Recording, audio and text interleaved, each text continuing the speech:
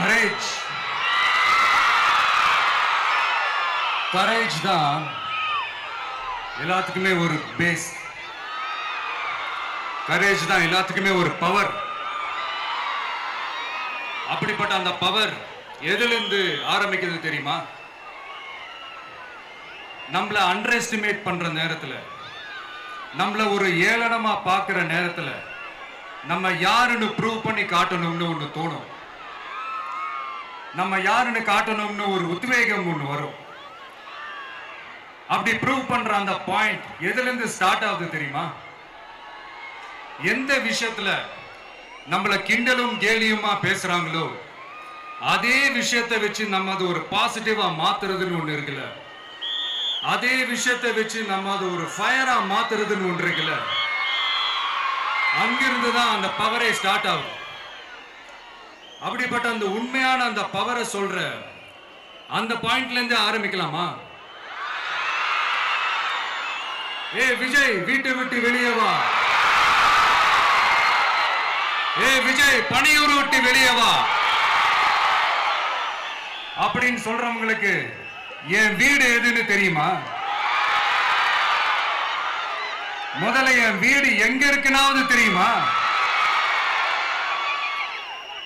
என சீண்டி பார்க்கறதா நினைச்சு கிண்டலும் கேலியுமா பேசுறவங்களுக்கு நான் சொல்றேன், இந்த தமிழ்நாடு தமிழ்நாடுன்னு சொல்றாங்களே, அது மத்தவங்களுக்கு வேணா ஸ்டேட்டா இருக்கலாம். ஆனா என்ன பொறுத்த வரைக்கும் என் தாய் நாடான தமிழ்நாடு தான் என் வீடு.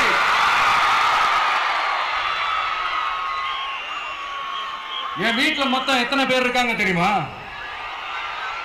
8 கோடி பேர் இருக்காங்க. ஒட்டுமொத்த தமிழ்நாட்டு மக்களும் என் வீட்டு மக்கள், என் குடும்பம், என் உறவு, என் சொந்தம். எனக்கு எல்லாமும் கொடுத்த இந்த 8 கோடி சொந்தங்களுக்கு இனிமே எல்லாமுமா கூட நிக்க போறது இந்த விஜய் மட்டும்தான். தமிழ்நாட்டோட முதல் படை வீரனா, தமிழ்நாட்டோட முதல் பாதுகாவலனா அவங்க கூடவே நிக்கணும்ன்றதுதான் என்னுடைய குறிக்கோள். இன்னைக்கு இந்த விஜய், உங்க விஜய் உங்ககிட்ட ஓட்டு கேட்டு மட்டுமே வரல, உங்ககிட்ட நீதி கேட்டும் வந்திருக்கிற. ஆக்சுவலா உங்களுக்காக நீதி கேட்கறதுக்காக தான் நான் அரசியலுக்கே வந்தேன். ஆனா இன்னைக்கு நான் உங்ககிட்ட நீதி கேட்கறதுக்காக வந்திருக்கிறேன். இந்த விஜய் என்னங்க தப்பு பண்ணா? தன்னை நேசிச்ச தன்னுடைய மக்களுக்காக அரசியலுக்கு வந்தா அது ஒரு தப்பா?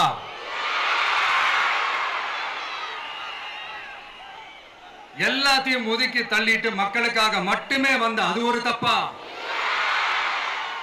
இந்த மத்த கட்சிகளுக்கெல்லாம் மாநாடு நடத்துறதுக்கோ பொதுக்கூட்டம் நடத்துறதுக்கோ இல்ல ஹால் ஃபங்க்ஷன்ஸ் நடத்துறதுக்கோ பர்மிஷன் கொடுப்பாங்க, இடம் கொடுப்பாங்க.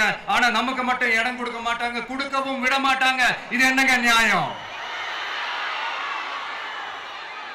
நான் போய் மக்களை சந்திக்கிறதுக்கோ இல்ல மக்கள் வந்து என்ன சந்திக்கிறதுக்கோ ஒரு உரிய இடமோ இல்ல உரிய பாதுகாப்போ மத்த கட்சிகளுக்கு எல்லாம் கொடுப்பாங்க. ஆனா எனக்கு கொடுக்க மாட்டாங்க, கொடுக்கவும் விட மாட்டாங்க. இது என்னங்க நியாயம்? இந்த SOPs சொல்லுவாங்க, அதனுடைய ஃபுல் ஃபார்ம் வந்து ஸ்டாண்டர்ட் ஆபரேட்டிங் ப்ரொசீஜர். ஆனா எனக்கு மட்டும் அது ஸ்டாலின் சார் ஆபரேட்டிங் ப்ரொசீஜர். இது என்னங்க நியாயம்? இந்த விஜய் உண்மையானவன்றது உங்க எல்லாருக்குமே தெரியும். நமக்கு எதிராக சதி செய்யறது யாரு, நமக்கு எதிராக சூழ்ச்சி செய்யறது யாரு, நமக்கு எதிராக பழி போடுறது யாரு, யாரெல்லாம் ஒன்னா சேர்ந்து இதெல்லாம் செய்யறாங்கன்றது உங்க எல்லாருக்குமே நல்லா தெரியும். அதனால என்னோட சொந்தங்களாகிய உங்ககிட்ட வந்து நான் நீதி கேட்காம வேற யாருக்கிட்ட தான் போய் கேட்பேன்?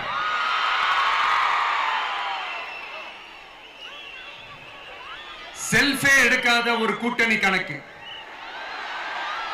செல்ஃபே எடுக்காத ஒரு அறத பழைய அரித்மேட்டிக் கணக்கு, இதெல்லாம் வேலைக்கே ஆகாது. ஆணித்தரமா அடிச்சு சொல்றேன். அப்புறம் காசு கொடுத்து ஓட்டு வாங்கிடலாம்னு கனவு காண்றாங்கல்ல, அதுவும் இந்த விஜய் வந்ததுக்கு அப்புறம் நடக்கவே நடக்காது. வண்டி வண்டியா கொண்டாந்து குட்டுவாங்க. 1000, 2000, 3000, 4000, 5000 சாமி மேல சத்தியெல்லாம் வாங்குவாங்க. அப்படிதான் இத்தனை வருஷமா உங்களை ஏமாத்தி இருக்கிறாங்க. வாங்கிக்கங்க, சந்தோஷமா வாங்கிக்கங்க. எல்லாம் உங்க பணம் தான். வாங்கிக்கிட்டு அவங்க காதிலே விசில ஊதி அனுப்புங்க. எப்படி? அவங்க செவிலே விசில ஊதி அனுப்புங்க.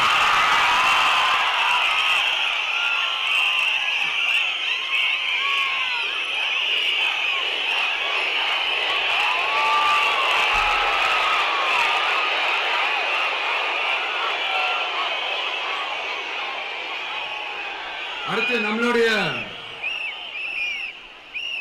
ஜென்சி அடுத்த இளம் தலைமுறையினருக்கும் நான் சொல்லணும்னு நினைக்கிறேன். இந்த பணத்தை கொடுத்து ஏமாத்தி ஓட்டு வாங்குற அந்த கலாச்சாரம் ஒழியணும். பணத்தை கொடுத்து ஏமாத்தினா ஏமாறுவீங்க. உங்களை தான் கேட்கிறேன், பணத்தை கொடுத்து ஏமாத்தினா ஏமாறுவீங்க? எல்லாரும் கொஞ்சம் கை இப்படி வைங்களேன் எனக்காக.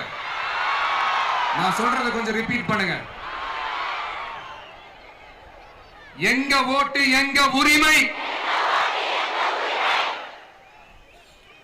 எங்களை யாரும் விலைக்கு வாங்க முடியாது. எங்கள் ஓட்டு விசில் சின்னத்துக்கு தான். வேற யாரையும் நம்பி ஏமாற மாட்டோம். தேங்க்யூ. கேட்டுச்சா சார்? இனிமே நீங்க கொள்ளையடிச்சு வச்சிருக்கிற பணம் எல்லாம் வேஸ்டா போகுது, குப்பையில தான் தூக்கி போடணும். உங்களுடைய இந்த ஊழல் ஆட்சியும் மக்கள் குப்பையில தான் தூக்கி போட போறாங்க. அடுத்து ஒவ்வொரு வீட்டில் இருக்கிற என்னுடைய குட்டி நண்பா நண்பீஸுக்கும் நான் சொல்லணும்னு நினைக்கிறேன். வீட்டில் டிவியில உட்கார்ந்து இந்த பிரச்சார மீட்டிங் எல்லாம் பார்த்துட்டு இருப்பீங்க. உங்களையும் உங்களுடைய ஃபியூச்சரையும் மைண்ட்ல வச்சுக்கிட்டு தான் நாம அரசியலுக்கே வந்திருக்கிறோம். அதனால எனக்காக நீங்க ஒண்ணு செய்யணும். தொடர்ந்து செஞ்சுக்கிட்டு தான் இருக்கிறீங்க. நான் நிறைய கியூட்டான வீடியோஸ்லாம் நான் பார்க்கிறேன். லைக் உங்க அம்மா அப்பா கிட்ட மைக்க நீட்டி யாருக்கு ஓட்டு போடுவீங்கன்னு கேட்டா பின்னாடி இருந்த அந்த பையன், அம்மா விஜய்னு சொல்லுவா, அப்பா விஜய்னு சொல்லுப்பா அப்படின்னு நிறைய அந்த கியூட்டான வீடியோஸ்லாம் பார்க்கிறேன். அதை தொடர்ந்து தயவு செஞ்சு அதை தொடர்ந்து கண்டினியூ பண்ணுங்க. உங்க வீட்டில் இருக்கிற உங்களுடைய அப்பா அம்மா தாத்தா பாட்டி பெரியப்பா பெரியப்பா சித்தி சித்தப்பா அத்தை மாமா ஓட்டு போடுற வயசுல இருக்கிற அண்ணன் அக்கா எல்லாரையும் விசில் சின்னத்துக்கு ஓட்டு போட சொல்லுங்க. விசில் சின்னத்துக்கு ஓட்டு போட வைங்க.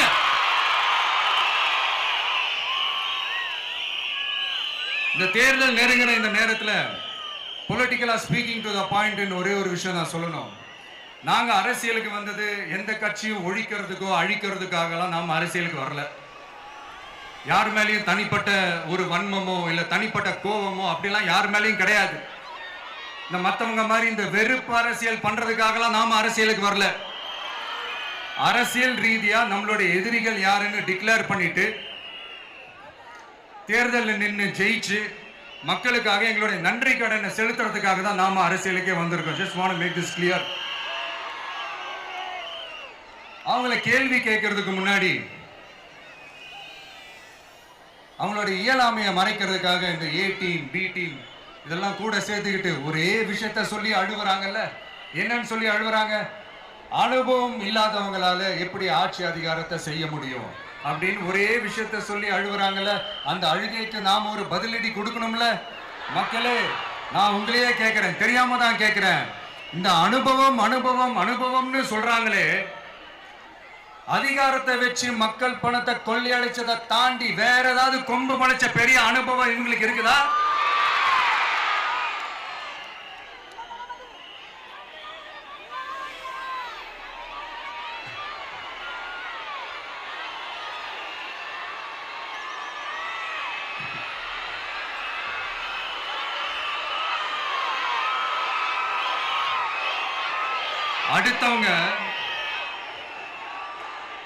அடுத்தவங்க ஆரம்பிச்ச அரசியல் கட்சியில அடுத்தவங்களுடைய அட்ரஸ்ல அரசியல்வாதிகளா இருந்துட்டு இருக்கிற இவங்க எல்லாருக்கும் ஒரு சவால்.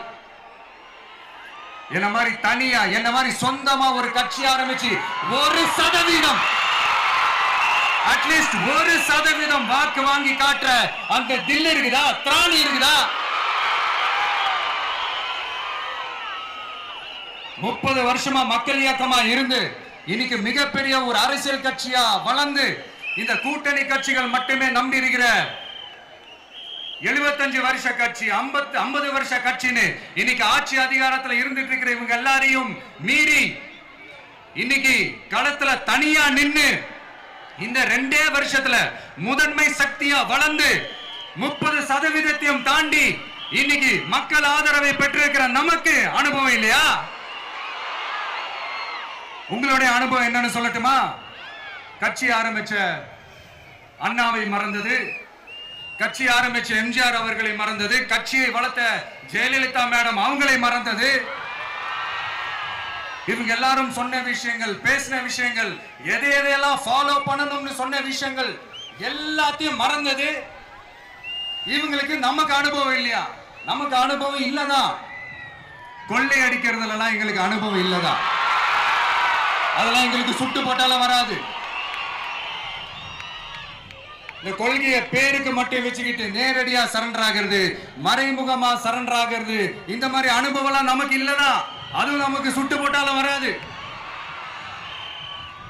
மக்களை நேசிக்கிற நல்ல குணம் இருந்தா போதும்யா. நல்ல சூப்பரான ஒரு நல்லாட்சி கொடுக்கலாம். நல்லாட்சி கொடுக்கிறதுக்கு மெத்த படிச்ச மேதாவிகளா இருக்கணும்லாம் ஒன்னும் அவசியம் இல்ல. காமராஜர் அவர்கள் மாதிரியோ எம்ஜிஆர் அவர்கள் மாதிரியோ மக்கள் சக்தியின் துணையால, மக்கள் மேல அக்கறையா இருக்கக்கூடிய நல்ல அதிகாரிகளின் துணையால சூப்பரான ஒரு நல்லாட்சி என்னால கொடுக்க முடியும், செஞ்சு காட்டுறேன்.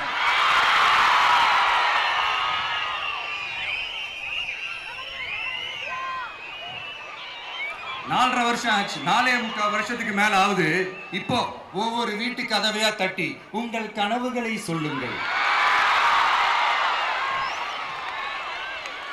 உங்கள் கனவுகளை சொல்லுங்கள், நாங்கள் அதை நிறைவேற்றி காட்டுறோம். இல்ல, ஸ்டாலின் சாருக்கு மக்கள் சார்பா ஒரு கேள்வி. மக்களுடைய கனவு என்னன்னு உங்களுக்கு தெரியுமா சார்? அது சரி, அவங்க என்ன நினைக்கிறாங்கன்னு உங்களுக்கு தெரியாது, அதுக்கப்புறம் எப்படி அவங்க கனவுகளை பத்தி உங்களுக்கு தெரியும். மக்களோட கனவு என்னன்னு நான் சொல்லட்டுமா சார்? 2019, 2021, 2024 இந்த 3 தேர்தலையும் மக்கள் உங்களுக்கு வாக்களிச்சதுக்கு காரணம் நீங்க மக்களுக்கு ஏதாவது நல்லது செய்வீங்கன்னு நம்பிதான். ஆனா நீங்க மக்களுக்கு கொடுத்த பரிசு மக்களுக்கு பாதுகாப்பே இல்லாத மக்கள் விரோத ஆட்சி. அந்த மக்கள் விரோத ஆட்சியை அகற்றிட்டு அந்த இடத்தில் தமிழக வெற்றி கழகத்தை ஆட்சி பீடத்தில் அமைக்கணும் அப்படின்றதுதான் மக்களுடைய ஒரே கனவு. இந்த மக்கள் விரோத திமுக அரசை நிலைக்க கூடாது அப்படின்றதுதான் மக்களுடைய ஒரே கனவு. 100% தூய சக்தி டிவிக்கு ஆட்சி அமைக்கும். அதுல உங்களுடைய கனவுகள், உங்களுடைய ட்ரீம்ஸ் எல்லாமே ஃபுல்ஃபில் ஆகும், நிஜமாகும். தமிழ்நாடு எப்பவுமே டெல்லிக்கு அவுட் ஆஃப் கண்ட்ரோல் அப்படின்ட்டு ஸ்டாலின் சார் அடிக்கடி சொல்லுவாங்க. ஸ்டாலின் சார் எதெல்லாம் அவுட் ஆஃப் கண்ட்ரோல் இப்ப நான் கொஞ்சம் சொல்லட்டுமா? முதல்ல சட்டம் ஒழுங்கெல்லாம் அவுட் ஆஃப் கண்ட்ரோல், பெண்கள் பாதுகாப்புல அவுட் ஆஃப் கண்ட்ரோல், இளைஞர்கள் வேலை வாய்ப்புல அவுட் ஆஃப் கண்ட்ரோல், மொத்தத்தில் அவரோட ஆட்சியே ஒரு அவுட் ஆஃப் கண்ட்ரோல். இந்த வருஷம் பிகினிங்ல சட்டசபையில பேசும்போது சொல்றாங்க, மக்கள் எல்லாரும் ரொம்ப மகிழ்ச்சியா இருக்கிறாங்க, அதனால நானும் ரொம்ப மகிழ்ச்சியா இருக்கிறேன் அப்படின்னு. மக்கள் சந்தோஷமா இருக்கிறத பார்க்கறது கூட ஒரு சந்தோஷம் தான் சார், அது யாரும் இல்லைன்னு சொல்லல. அப்படி உண்மையிலேயே மக்கள் உண்மையிலேயே சந்தோஷமா இருக்கிறாங்க அப்படின்னா ஏன் சார் விவசாயிகள் போராட்டம் நடக்குது? ஏன் சார் மீனவர்கள் போராட்டம் நடக்குது? ஏன் தொழிலாளர்கள் போராட்டம் நடக்குது? தூய்மை பணியாளர்கள் போராட்டம் ஏன் நடக்குது? அங்கன்வாடி ஊழியர்கள் போராட்டம், செவிலியர்கள் போராட்டம், மருத்துவர்கள் போராட்டம், மாற்றுத்திறனாளிகள் போராட்டம், அரசு ஊழியர்கள் போராட்டம், ஆசிரியர்கள் போராட்டம், இடைநிலை ஆசிரியர்கள் போராட்டம், பகுதி நேர ஆசிரியர்கள் போராட்டம். இதெல்லாம் உங்க ஆட்சியில மக்கள் மகிழ்ச்சியா இருக்காங்கன்றதுக்காக நடக்கிற போராட்டமா சார்? எனக்கு தெரிஞ்சு மக்கள் சந்தோஷமா இருக்கிறாங்கன்னா பொங்கல் வச்சு கொண்டாடுவாங்கன்னு கேள்விப்பட்டிருக்கேன். உங்க ஆட்சியில தான் போராட்டம் நடத்தி அவங்களுடைய மகிழ்ச்சியை வெளிப்படுத்துறாங்கன்னு நினைக்கிறேன். இன்னும் தீரவே தீராத பிரச்சனைகள்னா இருக்கிற இடம் பிரச்சனை, பார்க்கிற வேலை பிரச்சனை, பண்ற தொழில் பிரச்சனை, விலைவாசி பிரச்சனை, தண்ணி பிரச்சனை, பஸ் வசதி இல்லைன்ற பிரச்சனை, ரோடு சரி இல்லைன்ற பிரச்சனை, ஆஸ்பத்திரி சரியா இல்லைன்ற பிரச்சனை, இப்படிலாம் ஒரு அடிப்படை விஷயங்களே பிரச்சனையா இருந்தா அப்போ ஆளுங்கட்சின்னு ஒண்ணு எதுக்குதான் இருக்கிறாங்க அப்படின்னு தானே மனசுல தோணும் மக்களுக்கு. ஆட்சிக்கு வர்றதுக்கு முன்னாடி தான் பொய் பொய்யா அடிச்சு விட்டீங்க. இப்ப ஆட்சியை விட்டு போகும்போது கூட பொய் பொய்யா பேசுறீங்களே சார், என்ன சார் இது? மாத்தி மாத்தி பேசுறதுல நீங்க வேற லெவல் தான் சார். ஆட்சிக்கு வந்த அடுத்த வருஷமே 2022ல 70% வாக்குறுதிகளை நிறைவேற்றிட்டோம்னு சொன்னாங்க. அப்புறம் போன வருஷம் 90% வாக்குறுதிகளை நிறைவேற்றிட்டோம்னு சொன்னாங்க. அப்புறம் இந்த வருஷம் 505 வாக்குறுதிகளை 404 வாக்குறுதிகளை நிறைவேற்றிட்டோம். கிட்டத்தட்ட ஒரு 80% வாக்குறுதிகளை நிறைவேற்றிட்டோம்னு சொன்னாங்க. முதல்ல 70, அப்புறம் 90, அப்புறம் 80. இன்னும் தேர்தல் நெருங்க அது 60, 50, 40, 30, 20ல போய் நிற்கும்னு நினைக்கிறேன். அதையும் அவரே அறிவிப்பாரா என்னமோ எனக்கு தெரியல. முதல்வர் ஸ்டைல்லையே சொல்லணும்னா, பொய்யிலேயே பிறந்து பொய்யிலேயே வளர்ந்த புலவர் பெருமானே, கொஞ்சம் அத திருத்தி சொல்றேன், புலுகர் பெருமானே. அது இன்னும் பொருத்தமா இருக்கு. அவருடைய அண்ட புழுகு, ஆகாச புழுகு என்ன தெரியுமா? பெண்களுக்கு பாதுகாப்பு தமிழ்நாட்டில் எங்க போனாலும் கொட்டி கிடக்குதான். அப்படி அது உண்மைனா அண்ணா யூனிவர்சிட்டி அந்த பொண்ணுக்கு ஏன் சார் அப்படி ஒரு கொடுமை நடந்துச்சு?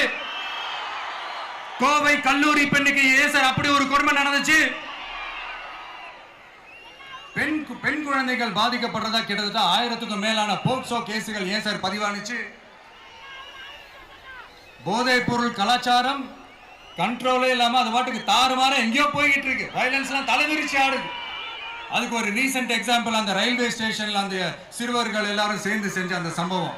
சட்டம் ஒழுங்கு சரியா இருந்தா ஏன் சார் இப்படி எல்லாம் நடக்குது? சட்டம் ஒழுங்கு சரியா இருக்கணும்னா முதல்ல தமிழ்நாட்டுக்கு ஒரு டிஜிபி வேணும் சார். எங்க சார் போனார் அவரு? எங்க அவரு? சும்மா இந்த ஆக்டிங் ஆபீசரை வச்சுக்கிட்டு அரசாங்கத்தை நடத்துனீங்கன்னா இப்படிதான் சட்டம் ஒழுங்கு சந்தி சிரிக்கும். முதல்ல தமிழ்நாட்டுக்கு ஒரு டிஜிபியை போடுங்க சார். அதுக்கப்புறமாச்சும் சட்டம் ஒழுங்கு சரியாகுதான்னு பார்ப்போம். சரிப்பா, கேள்வியா கேட்கிறிய, நீ வந்தா என்ன செய்வ அதானே கேட்கறீங்க. கரெக்ட், கேட்கணும். மக்களோட அடிப்படை தேவைகளை தீர்க்கிறது தான் நம்மளுடைய ஃபர்ஸ்ட் வேலையே. அதை தீர்க்கிறதுக்கான அந்த தேடி போறது, அதோட சொல்யூஷனை தேடி போறது தான் நம்மளுடைய ஃபர்ஸ்ட் அஜெண்டாவே. கொஞ்சம் வெயிட் பண்ணுங்க, தேர்தல் அறிக்கை ரெடி ஆயிட்டு இருக்கு. தெளிவான ஒரு தேர்தல் அறிக்கையாவது வரும். என்ன நம்புற உங்களை நான் டிசப்பாயிண்ட் பண்ணவே மாட்டேன்.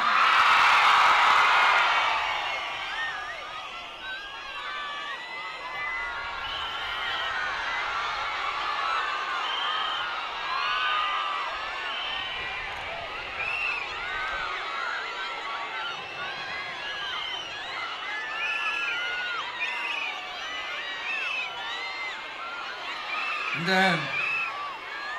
சும்மா ஆட்சிக்கு வரணும்ன்றதுக்காக இந்த நடைமுறைக்கு சாத்தியமே இல்லாத இந்த மாதிரி விஷயங்கள் எல்லாம், வாக்குறுதிகளை நான் என்னைக்குமே கொடுக்கவே மாட்டேன்.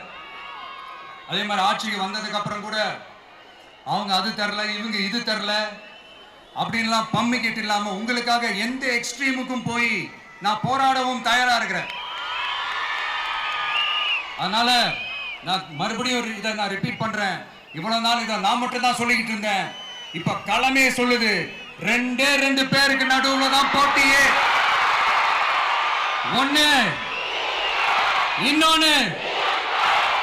ஒண்ணு தூய சக்தி டிவிக்கு, இன்னொன்னு தீய சக்தி DMK.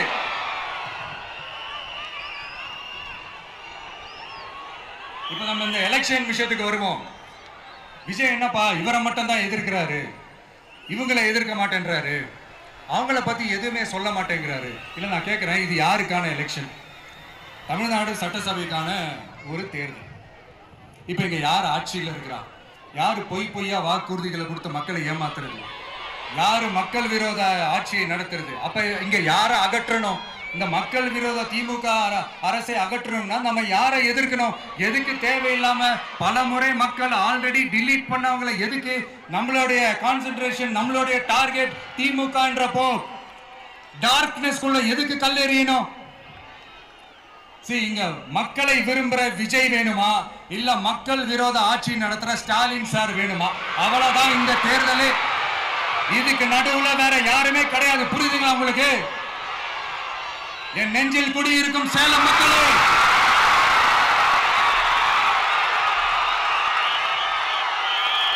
One last simple question. Vijay நம்புறீங்களா, ஸ்டாலின் சார் நம்புறீங்களா? அவ்வளவுதான், முடிஞ்சு போச்சு. கதம் கதம். போர் முழக்கம் உங்களை ஒரு நிமிஷம் கூட தூங்க விடாது. இந்த போன லாஸ்ட் வீக் இந்த டிஎன்பிஎஸ்சி இந்த எக்ஸாம்ஸ், இந்த குரூப் 2 எக்ஸாம்ஸ் அதை அனௌன்ஸ் பண்ணிட்டு உடனே அதை கேன்சல் பண்ணிட்டாங்க. இது உலகத்துக்கு எல்லாருக்கும் தெரியும். கேன்சல் பண்ணிட்டு ரொம்ப சிம்பிளா டெக்னாலஜி ஏதோ சம் ஃபால்ட், டெக்னிக்கல் ஃபால்ட் அப்படின்னு சொல்லி அதை கடந்து போயிட்டாங்க. இத்தனை வருஷமா ராத்திரி பகலமா கஷ்டப்பட்டு படிச்சு எப்படியாவது நமக்கு அந்த வேலை கிடைக்காதான்னு அந்த எக்ஸாம்ஸை ஃபேஸ் பண்ண வந்த நம்மளுடைய தம்பி தங்கைகள் எவ்வளவு ஒரு மன உளைச்சலுக்கு ஆளாயிருப்பாங்க. அது யாராவது யோசிச்சு பார்த்தீங்களா? ஒரு எக்ஸாம்ஸை ஒழுங்கா நடத்த தெரியல, இதுல உலக நாடுகளோட போட்டி போடுறாங்களாம். நம்மளுடைய தம்பி தங்கைகள் நம்ம அம்மா அப்பா கிட்ட சொல்லுங்க, யாரும் தைரியம், எல்லாரும் தைரியமா இருங்க. வரப்போறது உங்க ஆட்சி, நம்ம ஆட்சி.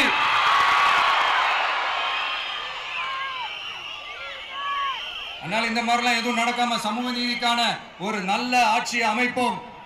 இளைஞர்களின் வேலை வாய்ப்புகளை மனசுல வச்சுக்கிட்டு டிரான்ஸ்பரண்டா அதுக்கான ஒரு தீர்வை காணுவோம்.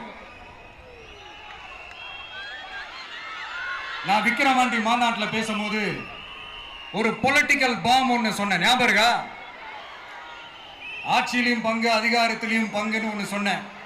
இப்போ அந்த பொலிட்டிக்கல் பாம் எல்லா கூட்டணியிலையும் வெடிச்சுக்கிட்டு இருக்கு, தாறுமாற வெடிச்சுக்கிட்டு இருக்கு. ஸ்டாலின் சார்லாம் பதறாரு. ஆட்சி அதிகாரத்தில் பங்கெல்லாம் தமிழ்நாட்டில் ஒத்து வராது அப்படின்னு சொல்றாரு. அவங்கள பொறுத்த வரைக்கும் ஜெயிக்கிறதுக்காக மட்டும்தான் கூட்டணி, மற்ற எல்லாத்துக்குமே அவங்க தனி அணி, அவங்க மட்டுமே ஒரே அணி. வெல்வோம் ஒன்றாக, ஆனா வரும் வெல்த் எல்லாம் பார்ப்போம் தனியாக. அந்த வெல்வோம் ஒன்றாக என்றது இதுதான் அந்த சீக்கிரட்டே. புரிய வேண்டியவங்களுக்கு நல்லா புரியும் நினைக்கிறேன். உங்களோட நான் இருக்கேன், நம்மளோட நம்ம மக்கள் இருக்காங்க. இதுக்கு மேல என்ன வேணும்? கான்பிடென்டா இருங்க, நல்லதே நடக்கும், வெற்றி நிச்சயம். மீண்டும் சந்திக்கும் வரை நன்றி, வணக்கம்.